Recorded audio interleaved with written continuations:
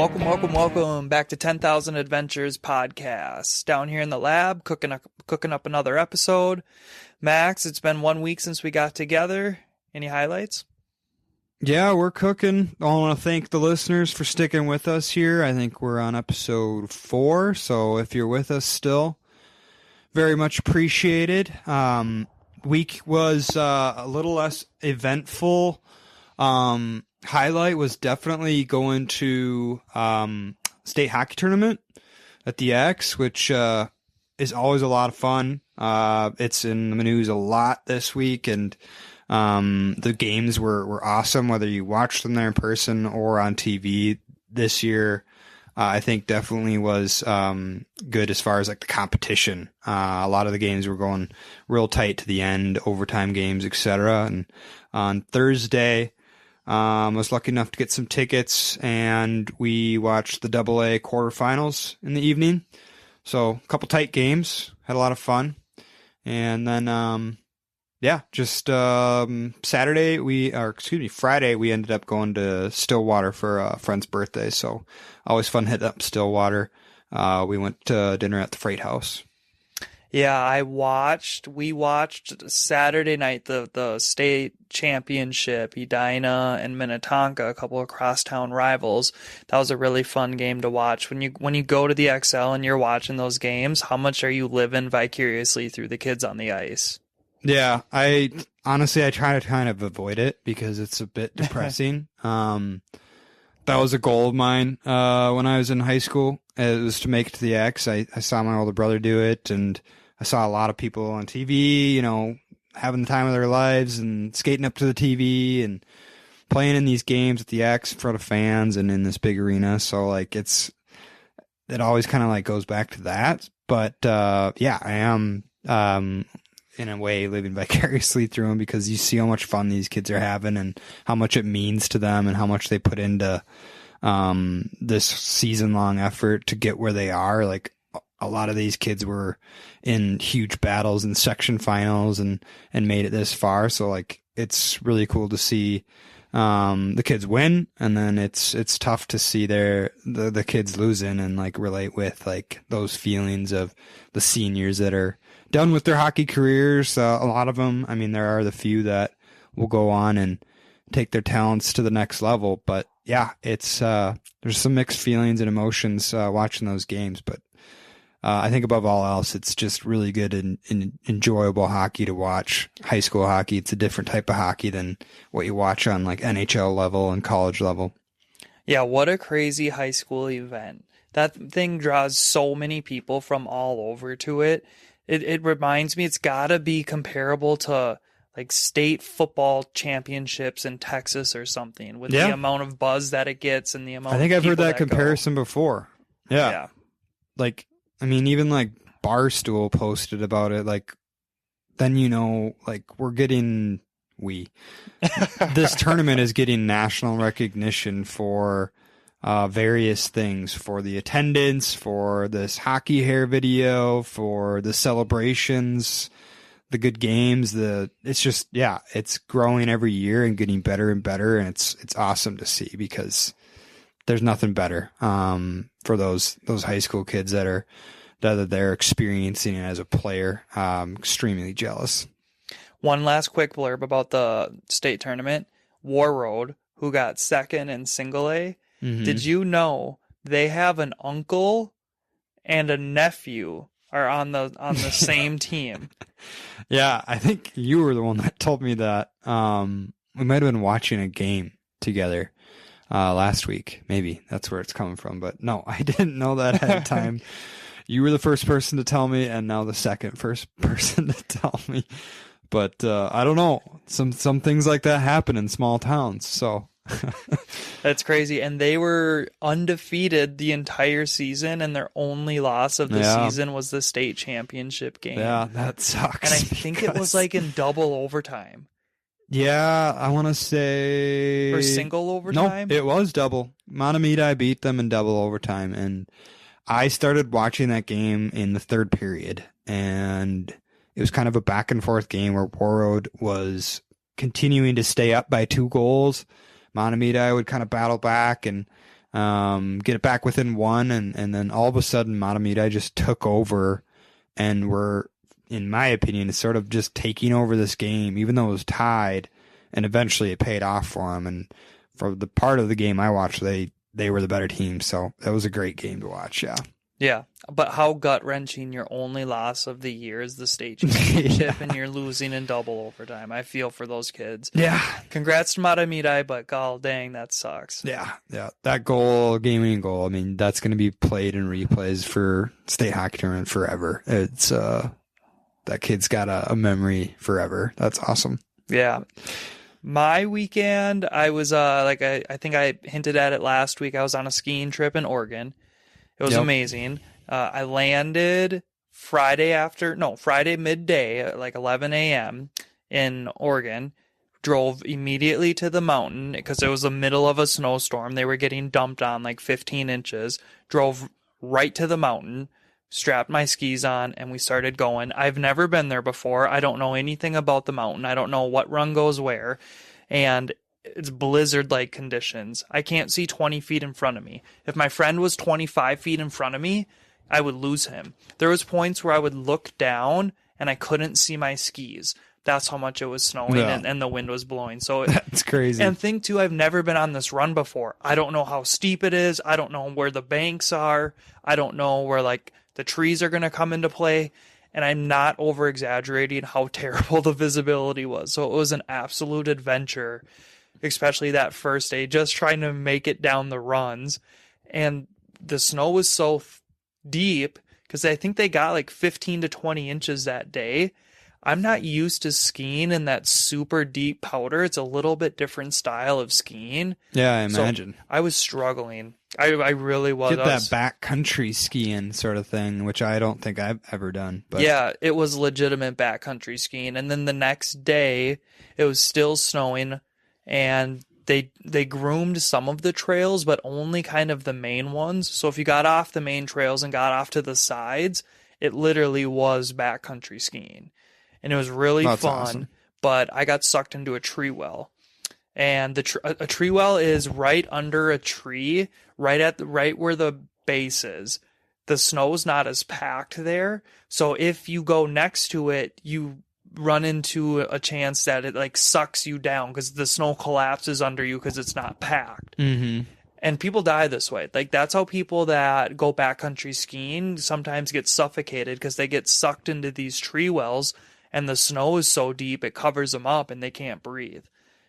It wasn't that dramatic for me. I don't want to paint that picture, but I did get sucked into a tree well, buried up to basically my chest. And I'm not going to lie, I was panicking for about 30 seconds. Not that I thought I was going to die, but more of I'm so far away from everything on this run. Nobody's going to find me here. My friends are way down. I was like, how am I going to get unstuck? Because I'm buried to my chest in snow.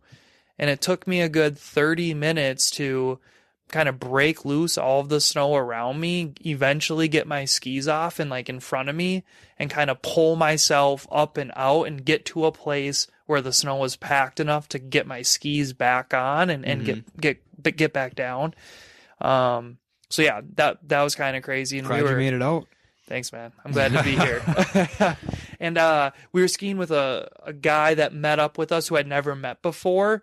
And that was like the first run we went on. Was like I got freaking lost and stranded in this tree well, and they're waiting for me for like 30 minutes. I was so mad and crabby and embarrassed and everything else.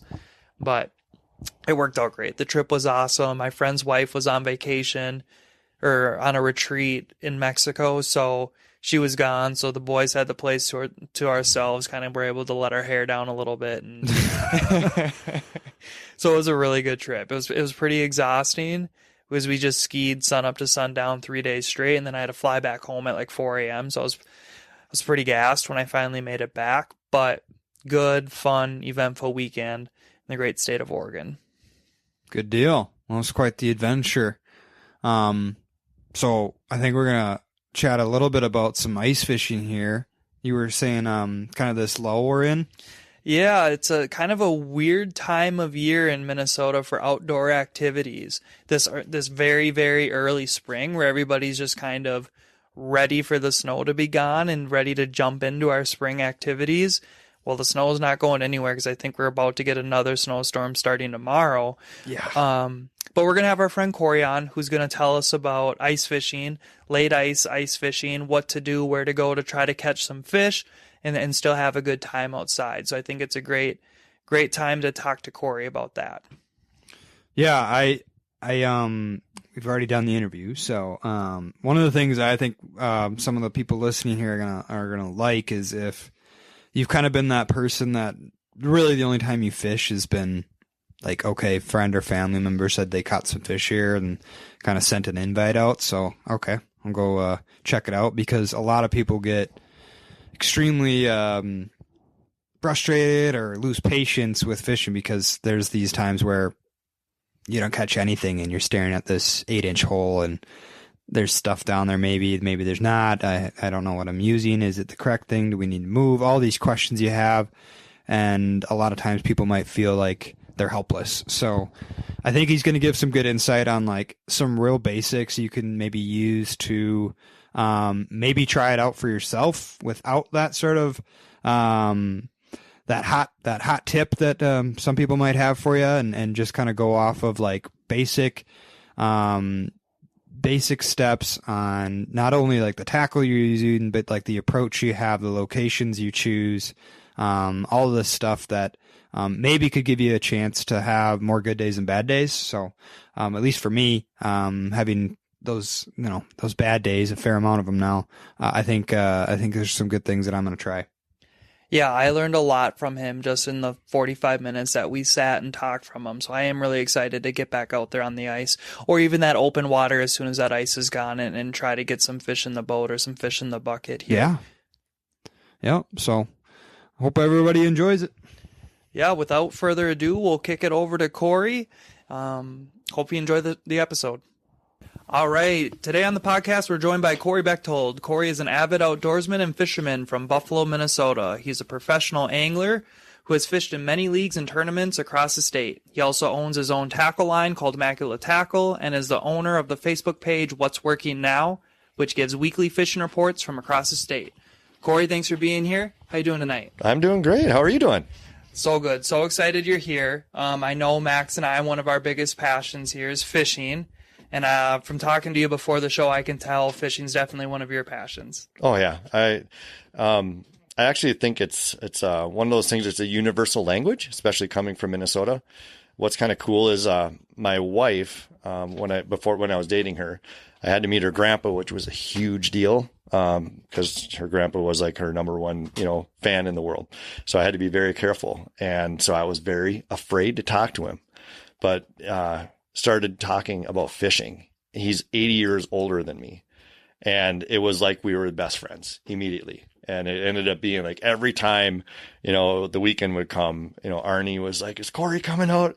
Because he's like, I'd rather talk to somebody about fishing than who died or who's got this illness or can't walk or whatever. He's like, it was a breath of fresh air. And it's truly is, I do believe, a universal language. Yeah, I agree. Does your wife go fishing with you too? When they're biting. She's not going to go when it's not good weather outside. She definitely likes when it's sunny out and it's warm and you can get a little tan if the fish aren't biting. Grab a book, or whatever. I'm a little more competitive when it comes to me versus the fish. She just wants to catch them and reel them in.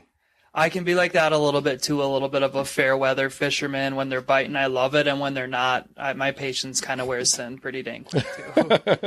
It happens quickly. Yeah. How did you first get into fishing? You were growing up in Buffalo. You said you were by Pelican Lake, which is in the area. Yep. Is that where you started fishing first? Probably my first memories of fishing would have probably been Buffalo Lake, actually. It had always been known for its crappies, and it would be feast or famine.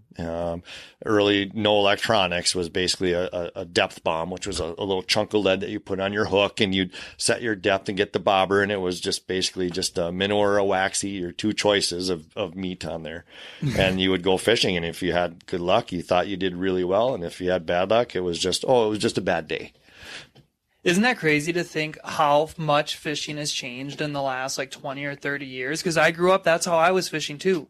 Just put your weight on your hook, go to the bottom of the lake, Yeah. and just pull up 1 foot, and then you're fishing. You don't have any electronics. You're not going to switch up your bait, maybe other than trying a minnow. Oh, Isn't yeah. it crazy how much things have changed? It has. Last weekend or 2 weekends ago, we had a kids fishing event, and I hosted it. This is like my 6th year of hosting it, where families bring their kids out and you just go fish. And I was surprised by how many kids were coming out there, and I only had a couple of Vexilars, so it's not like everybody had a Vexilar, but you kind of needed a Vexilar. It's just because you need to know what's going on down there. But even if you didn't have a Vexilar, I was getting the kids kind of hooked up with the right thing. I'm like, okay, go to the bottom. That's bottom. Slack, lift up. Same thing as a depth bomb. Yep. Just make sure you're kind of in that range, and then watch your tip and watch your line. That was it. But I had and that bite was finesse, and they were bluegills, and there was kids out there, and I think because their parents have always done a crappie minnow, these kids there was a couple of them that were like, I'm going to use a crappie minnow. And I'm like, you're not going to catch a fish. And they're like, why? And I'm like, okay, come over here. And I had my Vexilar, and I was like, put your crappie minnow down. Instantly, fish were coming in looking. Too much offering for the bluegills that we were catching. So once you got them to switch a little bit, go to something smaller, they started catching fish and having more fun. But yeah, fishing has definitely changed so much. And there's been jokes going around too with some people, like friends of mine in the fishing world. And I'm like, I think they need to do a tournament, which is like it should be an old school fish tournament, like almost like hand auger, no reel, like reel, like the jiggle stick or something, and no electronics whatsoever. Just you understanding where your bait is in the water column and pay attention to the rod tip in your line. That's it. I think your weights would go down a lot. I actually think that would be sweet. I think that would attract a lot of people. And that's something I would want to go watch almost more than somebody who has all the electronics. It feels like now if you watch a fishing tournament, whether it's ice fishing or fishing off a boat, it's basically whoever has the best electronics is going to do the best. So something old school like that would be pretty cool. It'd be very interesting. It'd be fun. Yeah. Let's talk about fishing this time of year. So in Minnesota, it's late ice. Can't really have your permanent out there anymore, especially not overnight. What are some good things to do or good places to go to try to catch some fish right now? Okay. Well, this year is kind of an anomaly because I think last year we were almost in a boat this time of year. So unfortunately, we got to get rid of some snow first. So again, there's some fish out in the deeper water, off the edge. And what happens, everyone's read the magazine In Fisherman, Minnesota Sportsman, Outdoor News. They always talk about, these back bottom bays. And they're usually the first to warm up, which draws the fish in. That's usually what they're talking about as soon as the ice goes out. However, fish are programmed to, go back to the same areas year after year. So in a way, it's very beneficial to somebody who's paid attention, because you just drive around a lake or it's like, hey, I see people out there. If you see them out there multiple times, you don't have to do all this research to go track them down. They're there. So what happens is it doesn't always have to be a north-facing shoreline or something like that soaks up the sun. It has to be just an area that the fish are going to migrate to for feeding and then future spawning. So that's kind of your little secret, I guess, if you will. One of the coolest things I think about the late ice period, which we're getting close to, is even if you had drilled a hole 2 or 3 weeks ago, once that surface layer starts melting a little bit and the water starts moving around before it sinks in, it tends to reopen them old holes.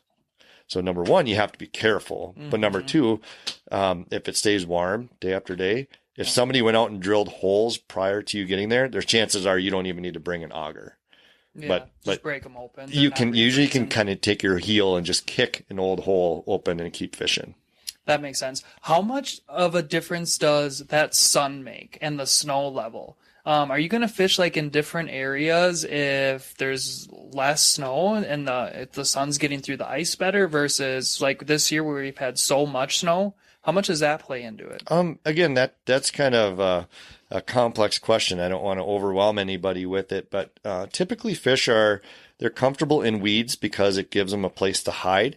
It gives them a place to search for food or ambush their prey. So a lot of fish use the shallow waters if there are weeds there. If it's barren and there's no weeds, chances are you're just going to get fish cruising by. They're not going to be there.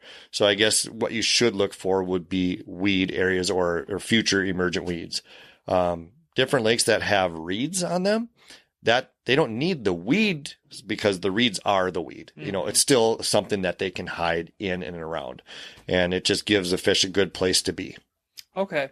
That makes sense. And what about as soon as the ice is gone?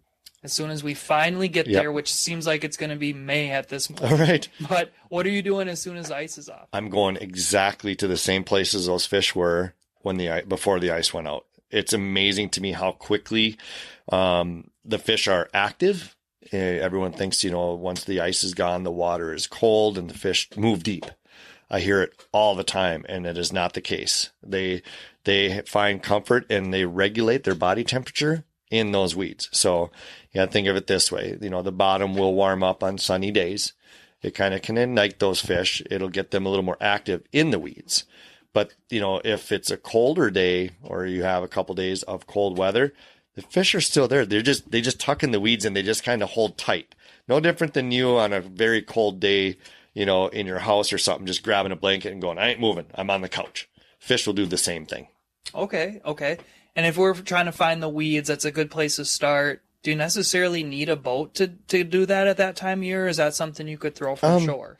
No, you can usually, number one, you can usually see the weeds pretty well. And the same thing will go for late ice. Usually when the ice gets clear, when the snow is all melted, before you even drill a hole, sometimes you can see fragments of the weeds that were stuck in the ice. So they should be in the area. So you don't have to, it kind of shortens your curve of tracking down the fish. But you just got to start there and just kind of keep at the weeds. Weeds are just, again, you're going to get at the What's Working Now page, and it seems like a broken record in our reports, whether it's spring, summer, fall, or winter. Weeds is the pattern. Random question and thought I'm having. If you wanted to look at the topography of a lake and figure out where the weeds might be or where a good spot based off the time of year is, what's a good app to download to look at those things? Well, number one, the Navionics app is probably one of the best all-around apps for lake depths and everything. However, if you don't want to pay I don't even know what the subscription is now. I haven't renewed mine for the new fancier model. I'm still kicking tires off the old one for $10, which is well worth it. If you just go to Google Maps or Apple Maps and find the lake you're going to be going to, and then flip it over to satellite. If you're lucky and it's not a winter photo, you usually can see points. You usually can see weed beds or long weed lines or something like that. You usually can tell the depth contour changes, but weeds kind of do stand out on the maps, the satellite imagery. Okay, so that's a good place to get started. I've heard of Navionics before. You're paying it's like $10 a month for the subscription. No, it's like 10. It's what I paid for was $10 and it was a one-time fee. Okay. But then if you want all the fancy features like updated maps, so Navionics, I believe, is tied in with an electronics company where if you have a boat and you plug in a chip and you drive around, your electronics will actually register the depth bottom, and then the company takes your data and they update your maps. So if you pay the extra fee, which is I think it's just another $25 a year or something like that, you can have the latest, greatest updated maps. Like I said, I'm rocking the old school one because close enough for me. I wouldn't need all of that. And I think another really nice thing on there is let's say you get on some fish, you catch some fish, you have a great day.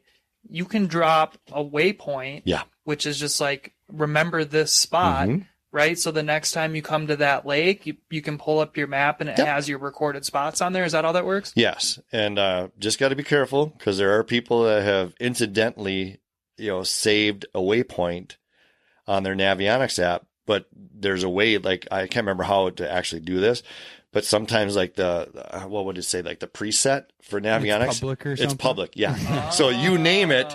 There's so many public spots that people don't probably know that they accidentally did it, but also there's some very funny ones where people, save something with a funny name out on a lake or something like that. Purpose. Sometimes there's some funny ones funny. in there too, but yeah, I mean, quite honestly, I don't know if I'm so old school sometimes when it comes to that. I think if you're having a good day, because GPS isn't always as accurate as you would think it is. You're looking at your phone, you're walking around on the ice, you're like, I should be right here. And it's like, this doesn't seem right. Some days it's off, and it can be off a large ways. Like, really? So I still think, especially, late ice, when you don't have your tire tracks anymore going to a spot, or the ice house is not there anymore, and now you have a blank sheet of ice, you're starting from new. It pays to point out like that cabin or that house, and then line up that window with that tree. Mm-hmm. You're kind of still using that, and then that far out from that tree and that window. I use that all the time still. So when you're setting it to kind of mark, this is my area. Yeah. Okay. Just kind of to get me in the right area for where I know the weed beds are, or where I've had success in the past. When you were first saying be careful of where you drop it, I thought you were gonna say it's like a butt dial, and you accidentally dropped a waypoint when you didn't mean to, and then you came back the next time and you're fishing this spot and you're not catching anything. You didn't realize you accidentally dropped this one. Oh yeah, that's funny. It's nice you can name it, keep it private, right? But then you can name it like, this is what I was doing, this is what I was fishing, this is what I was looking for. Mm-hmm. Okay, yeah, that's a great app that's come along for the last 10 years, 5 years even. I don't even know. It's been around, and there's some other ones out there that I think you don't have to pay for, and I think one of them is called like Fish Brain. Don't quote me. That one. Do you? Yeah. Do you have to pay? It's free, right? No, it is. I think it's kind of like yours. Like you pay one time. Okay. I think it was like $30. I'm not huge on it. It's like social media embedded in your maps. So people can like basically tag a photo with a spot, and I feel like half the time it's not necessarily like, there's like funny guys on there where like, like I caught this whale shark. It's like a picture from them on spring break. Right. It's like posted right in the middle of Buffalo. Right. Yeah. So it's got that funny stuff going on, but it does help me in just getting a general feel for the topography of the lake. So that's why I got it. Yeah. And the thing is, I feel, yes, it's an advantage to you to have a boat, because, in the fall, especially, you go out and you find your weed beds, and you can find a lot of things, and you can, again, triangulate that house and just know straight out from here, this is where I need to be, so that when the lake does freeze, you kind of have a place to go. Mm-hmm. So for the people that don't have a boat, you're kind of at the mercy of knowing where the most of the fishing has been done on that lake. Now, Buffalo is a tough one. We've discussed that lake, because I would say 80% of the people that fish Buffalo Lake go in the deep hole. Because, there's always fish out there. They always see fish on the electronics. A couple nights they do well. But it's again, when we start talking late ice, you start talking about shallow water and these fish trying to migrate from out of the deeps and coming in. So again, you need to just pay attention to, if you've seen a guy go out there 2 days in a row, he's not there just for the heck of it. He's on some fish. So that kind of shortens your learning curve when it comes to fishing. But obviously a Navionics, a Fish Brain, or any sort of fishing app where you can mark a spot, and then check it again next year and the year after, and just add to your quote unquote spots. Mm-hmm. Yeah, I think that's a really good place to start if you wanted to try to get into fishing and didn't know where to start or where to go, or like wanted to go to a new lake for the first time and wanted to pre-fish it without actually pre-fishing it, and check it out before you get out there. So technology's come so far, I think, but that's one big one for me that I think doesn't necessarily give the fisherman a huge advantage like some of these other things will, but it's a nice place to learn about somewhere before you get out there. Correct. Yeah. Personal question for you. Sure. I think I know. What's your favorite species to fish and why? I'm going to say crappies, hands down. If anybody has ever had the opportunity to do a early ice, or say you have a flip over shelter and you get to sight fish where you're actually looking down the hole and watch them react to your baits, they're the coolest fish. How they eat, I love it. It's like a baby tarpon. Every strike, it seems so subtle but so violent. But that's where you learn, I believe, the most about like your angle, how critical little things can be. Nothing's worse than having a giant crappie looking right at your jig. You're looking at the crappie. It's right underneath your feet. And when he won't eat it, you know something's wrong. And if you can figure out that little mystery of what it takes to get him to go, it is like the greatest feeling in the world. They are fussy. They can be incredibly fussy. Good eaters, too. And, yeah, fantastic table fare. What's your favorite way to cook them? Ooh. I still do it it's a little messy, but everyone likes a crispy fish. And so it seems very simple, but I'm going to throw a little mix in here. So everybody who's listening has got to get their pencil and write this down. You have 3 bowls, and one bowl has flour. One bowl has scrambled egg, which now is costing you a lot of money. So you might want to add a little beer to thin it out. And then the other bowl I just do crushed crackers and maybe panko flakes if you want a little extra crispy. Mm-hmm. And then some seasoning, if you will, like a Lowry salt or salt and pepper or whatever you want. Up like exactly like my parents did growing up. So what you do is you take your fillet, you roll it in the flour. You shake off the excess so it looks like a mini powdered fish donut. And then you roll it into the egg, and the egg sticks to the flour. Mm-hmm. And then you shake the excess egg off. And then what happens is when you put it in the cracker, it sticks to the egg. Now, when it hits the oil, it seems like the heat just goes on the inside and cooks from the inside out. So it gets crispy, because the most like quote unquote shore lunches, there's basically like flour and seasoning, and it gets a little crisp, but it's not like a breading crisp. Mm-hmm. So what you were talking about, what using saltine? Yep, saltine crackers. Yep. Pretty simple. But here, this is gonna change your game. Okay. I usually do like a few fish that way, and then what you do is you take Frank's Red Hot and add it to your egg. Interesting. So the same thing. But, and then your level of how hot do you want that is how either much or little egg you want in there. So if you wanted to go full power, you can just skip the egg and go Frank's Red Hot. So it's flour, Frank's Red Hot, saltine crackers. Now, the cool thing is a lot of the heat of the Frank's Red Hot cooks off in the oil. So what you're left with is tremendous flavor.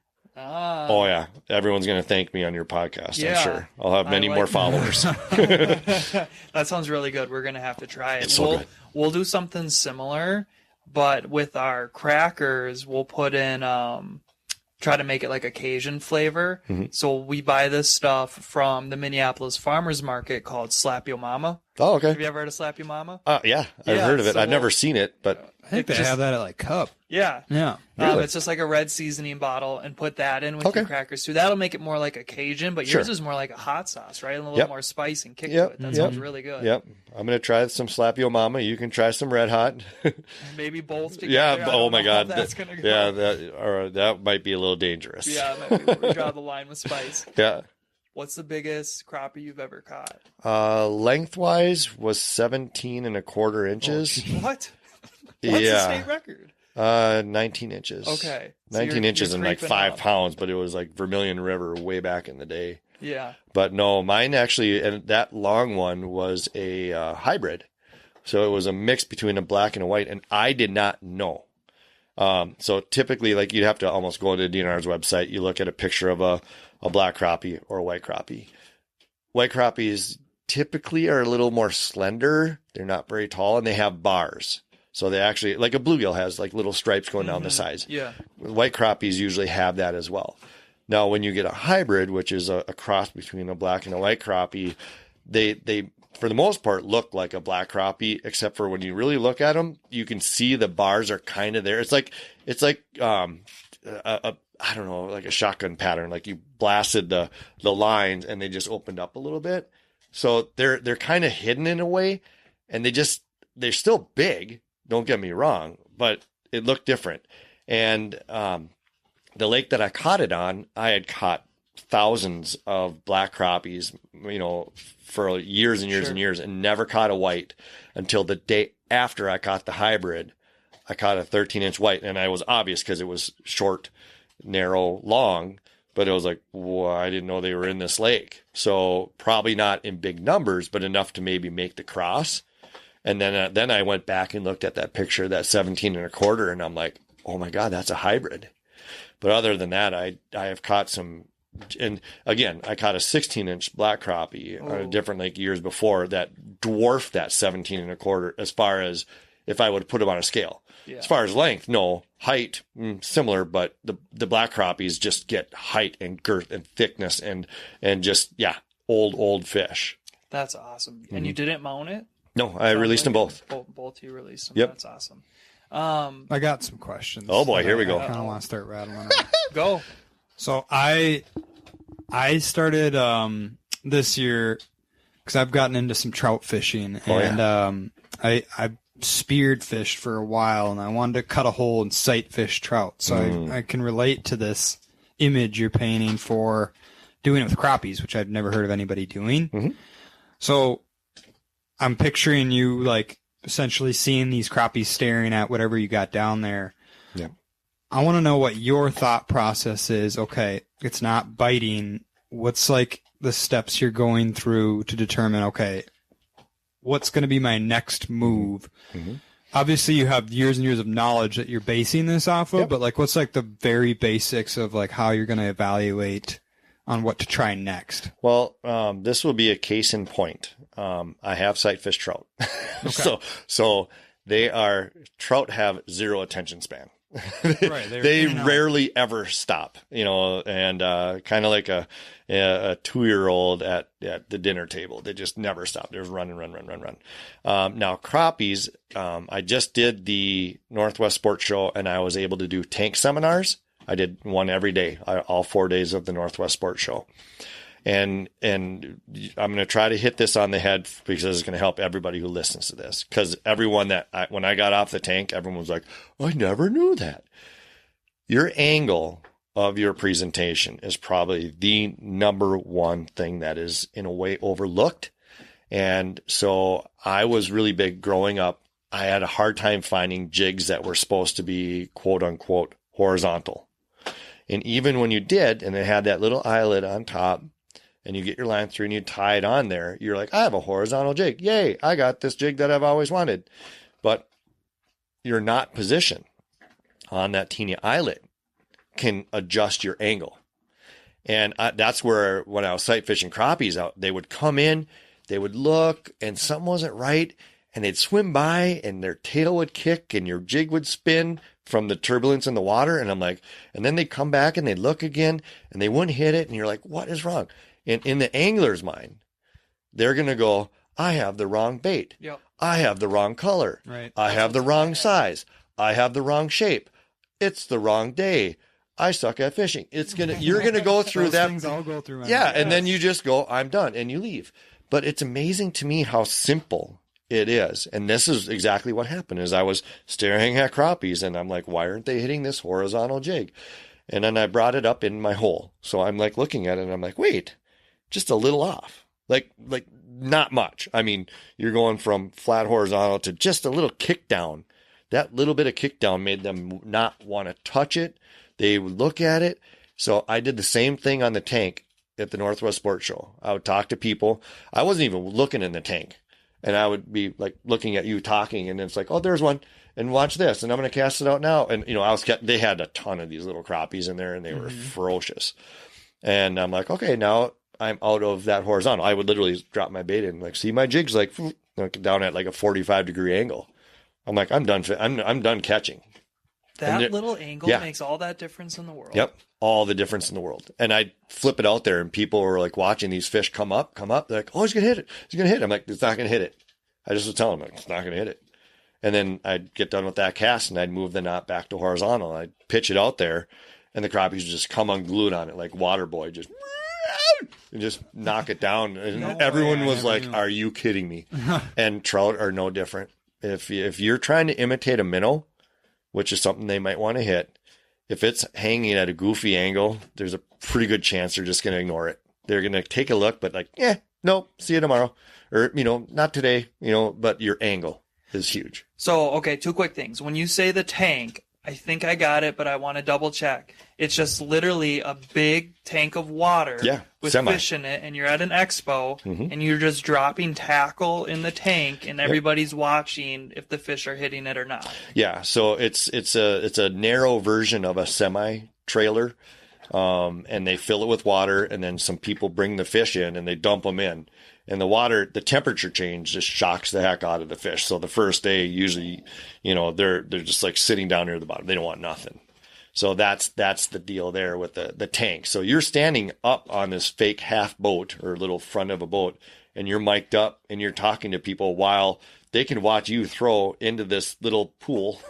and I can't see up there. I can see kind of the fish, but not great because they have aerators shooting in there. Yeah. But people on the sides, they're watching your presentation like straight on, spot on, same angle that the fish are looking at it. So when I explained angle to everyone, it clicked so in their worlds. When I got down, I think I spent about an hour and a half to 2 hours every time I got off the tank with people coming up to me like, I've never known that. I've always wondered. I can't believe this. Yeah. And their excitement about wanting to go back out and try it again. Because, that's why I didn't have luck with this bait. It was only angle. That's it. That is crazy. Okay, so the angle is important because you're trying to mimic a bait fish that fish would be looking at, and you're trying to copy what they would see in the water. Is that why the angle's so important? 100%. Wow, I didn't know that. So first thing to try is if you're down there and the fish are down there and they're not biting. Yeah. Pull that lure up to the top of the hole if you're using a jig, and make sure that angle is what you want. Exactly. And it's amazing. It's the difference because even if you maybe you have a fish that bumps it and maybe your knot isn't 100% tight and it knocks it out of that angle when it did hit it but didn't maybe get it. And now you're like, well, I just had a bite, but now I'm not getting bit. And now you're sitting in the water for another 10 minutes and you haven't got a bite when I now, as an angler, I reel in immediately. If I have a bite or I hit a weed or something and I question it, it's that big of a deal. Just reel in, adjust your knot, make it the angle it should be, and get right back out there. Yeah, okay. That makes sense. Max, what else you got? Okay, so what then makes you switch all those other things you mentioned? Color, different type of, whether it's a waxworm or minnow, obviously you can see these fish if you're sight fishing, but what are kind of some of the next basics if you aren't necessarily seeing the fish? Yeah. So if you're not, again, I've said this in seminars in the past or other podcasts, and I just pray that everybody gets the opportunity to do I'd say 1 day of sight fishing, watching fish interact with your bait.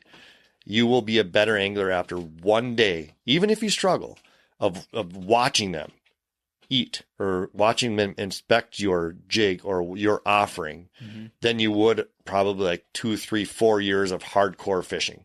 1 day will literally just change your learning curve.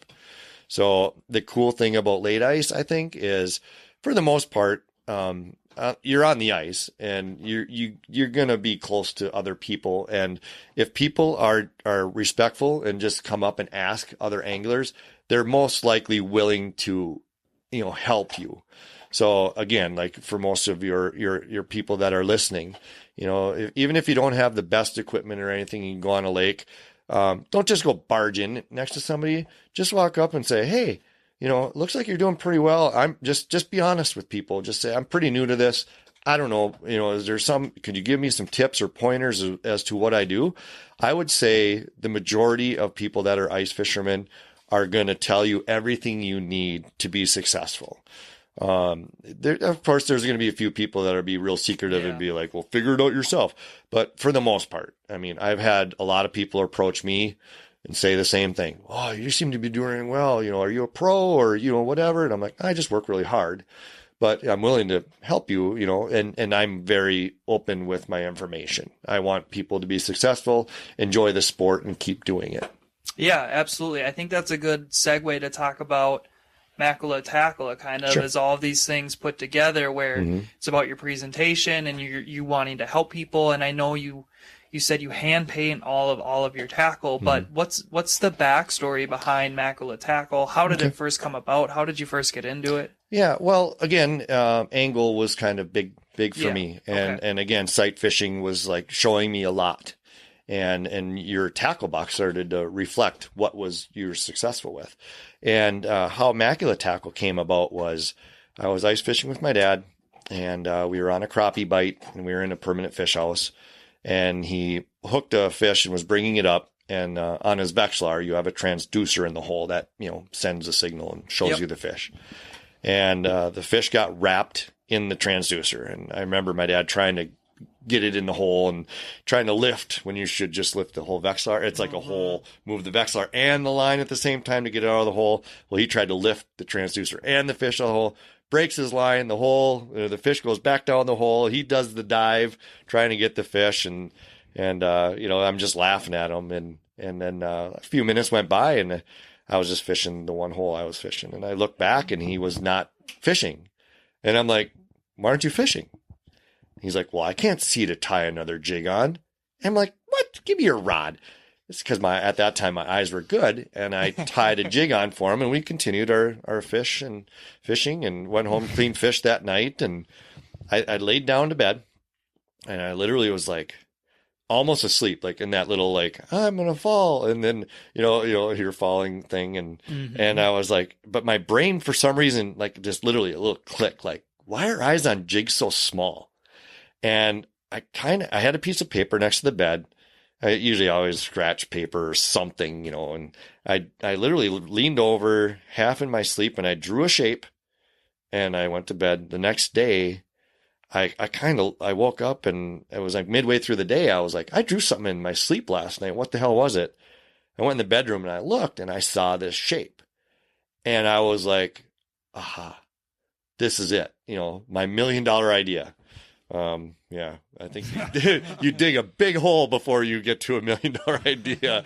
But I was looking at it like I need to do something with this because it had the large eye and that's what I really wanted.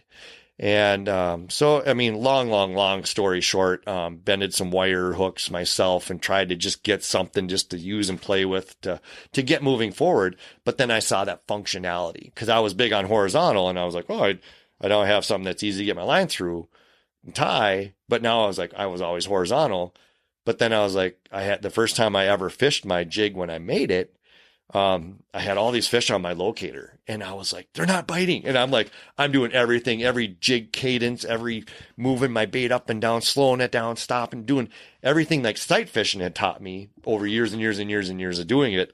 And the fish weren't biting. And I was like, well, wait.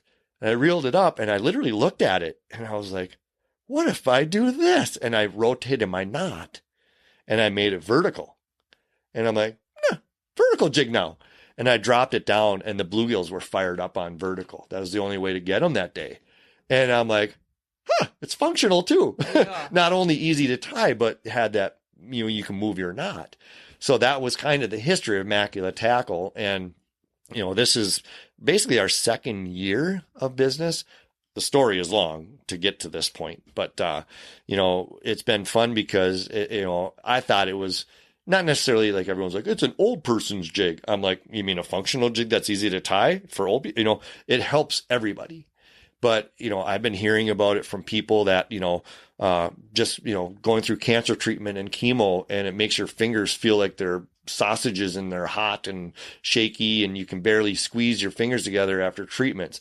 Rheumatoid arthritis, people are like, oh my God, or just people that are shaky in general. They're like, I had a guy, a friend of mine now. He had what the heck is it? Shingles. He hit his eyes. So basically he almost lost all the vision in one eye. And he's like, when I go fishing, he's like, I have to either have a friend with me to retie, or I have to have like 6 or 7 rods before I go fishing. And he's like, I can tie your jigs on. So it's not, it's not just for this person or that person. It's extremely functional. I mean, I'm lost without them now. I mean, how many times have you been freezing? You can barely feel your fingertips. Now you let the hold of your line and get it through a tiny eye. our eye is much larger. So that's kind of the long-ish story, Short story. shortened version. That's so funny. I think I've thought about that so many times when I'm tying a jig on just through that really little eyelet, and I don't have any of those ailments. I'm just uncoordinated. Yeah. How many times I've sat there struggling for embarrassingly long amount of time. Oh yeah. 1 minute, 2 minute, maybe even up to 5 minutes, just trying to get your little line through this little eyelet. And I've actually wondered a lot of times, I understand fishing line is really small, but why does this loop have to be so tiny? small? Yep. And so that's how the concept first started. And then the functionality of your presentation, from having your jig sitting sideways to vertical, that kind of came later as you were using it. Well, yeah, it's not like I drew it up for that purpose. I drew it up just for the eye. And literally it was like, I'm always fishing horizontal, or majority of my time.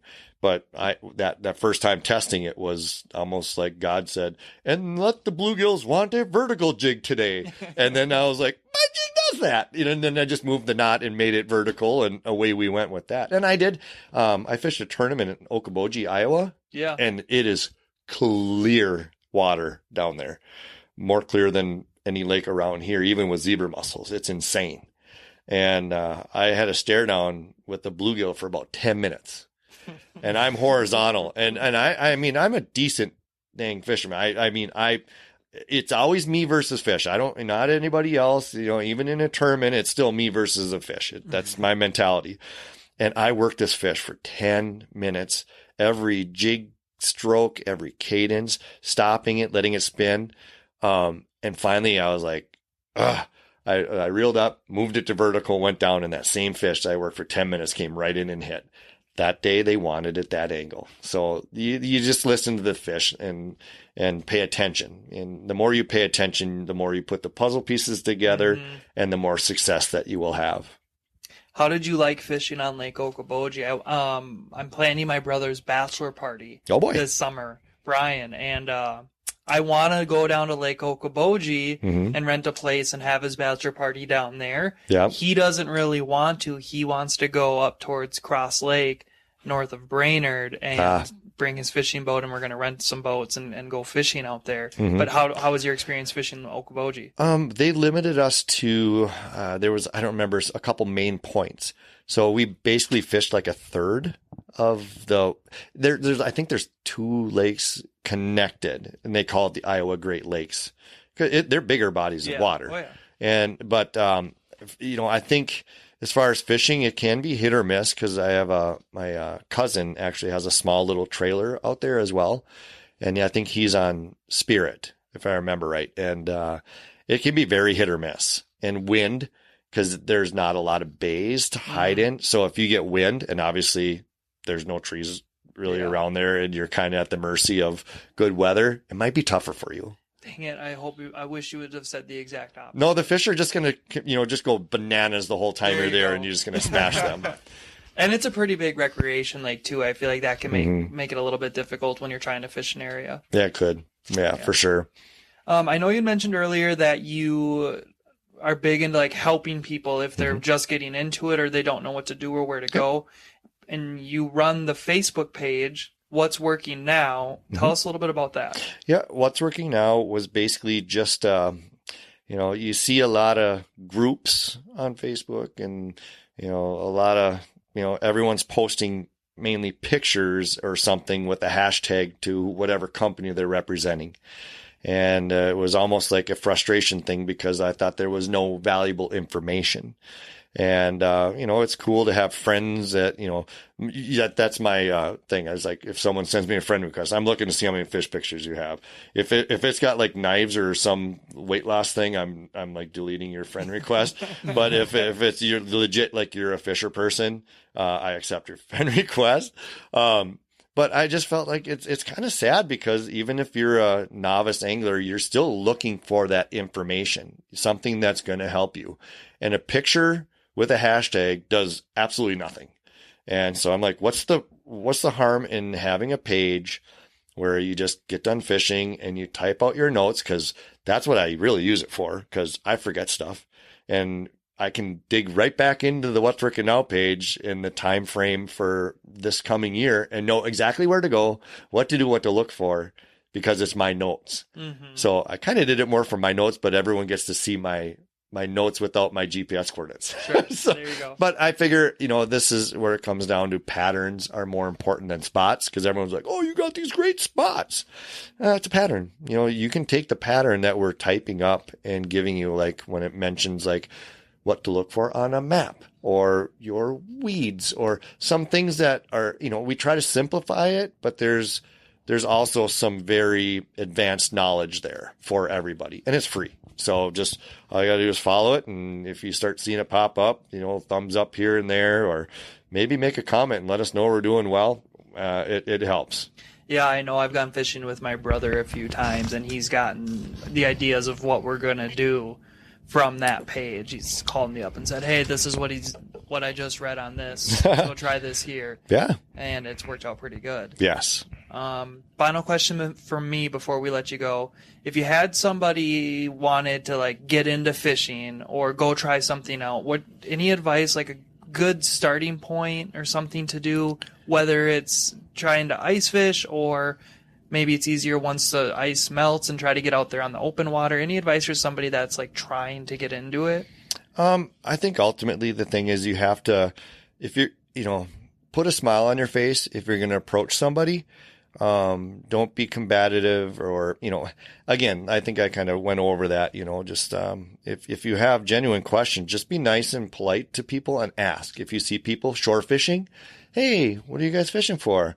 You do any good? And then, I think the biggest thing that would scare somebody for giving you good information is if you're going to exploit their spot. So sure. I think that, if you say, hey, I'm only looking for a few fish for a meal. I'm not one of these guys that go out and is going to get my limit and be back here tomorrow and catch a limit and go catch another limit and another limit. And then, basically waste a whole area. Be respectful of the fishery and the person that gives you information. Most people are going to be polite and give you some tips if they know you're respectful of the fishery. Okay, perfect. I think that's actually really good advice. Mm-hmm. The respectful and nice and letting them know that I'm not just here to take your spot in what you're doing. I'm Yes. genuinely just curious and trying to get into it. Yep, exactly. Yeah, exactly. Okay, again, Macula Tackle. Yep. Find them online. Otherwise, best way to get a hold of you? Well, it would probably be the three avenues. Obviously, Facebook or Instagram, Corey Bechtold. But, I think my Instagram page is Macula Tackle, all one word, maculatackle.com, Macula Tackle on Facebook. And then What's Working Now is on Instagram and Facebook, but very, very active on Facebook. Okay, perfect. Thanks again, Corey. We really appreciate it. Yeah, thank you. That's it for now, everyone. Hopefully you get a chance to get out an adventure, and we'll talk to everybody soon.